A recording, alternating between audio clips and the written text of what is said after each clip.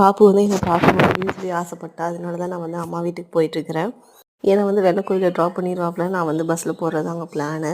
அப்புறம் போகிற வழியில் அவருக்கு வந்து முன்னாடியே கால் வலின்னு சொல்லிட்டு இருந்தார். அதையும் சரி ஹாஸ்பிட்டல் பார்த்துக்கோ அப்படின்னு சொல்லி பார்த்தாச்சு. அது நார்மலாக ரொம்ப நடக்கிறனால வர வலி தாங்க, ரெஸ்ட் எடுத்தால் சரியாக போயிடும் அப்படின்னு சொல்லிட்டாங்க.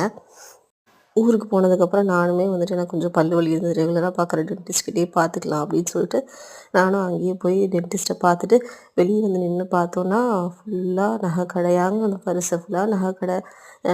நகை விலை தான் அப்படி ஏறி போச்சு. Kumaran Thanga Maligai, Lakshmi jewellers, JJ, Avinashi gold palace, Sumangali jewellers, தம்பி அண்ணனு, அந்த சைடு நிறைய ஃபுல்லாக அந்த வரிசை ஃபுல்லாக நகை கடை தாங்க. இந்த விலையில எங்கே போய் வாங்குறது அப்படின்னு சொல்லி நானே யோசிச்சுட்டு அப்படியே நின்றுட்டு இருந்தேன். அப்புறம் ஈவினிங் ஆனதுக்கப்புறம் பாப்பு வந்து யாருமே இல்லாத ஒரு பார்க்குக்கு கூட்டிகிட்டு போனாங்க. கூட்டிகிட்டு போயிட்டு அந்த மெரிகோ ரவுண்டு, ஸ்விங்கு, சீசா எல்லாத்தையும் விளையாட வச்சு கூட்டிகிட்டு வந்தாச்சு. அப்புறம் வீட்டுக்கு வந்துட்டு மருதாணி, இங்கே பறித்த மருதாணி கொஞ்சம் அரைச்சேங்க.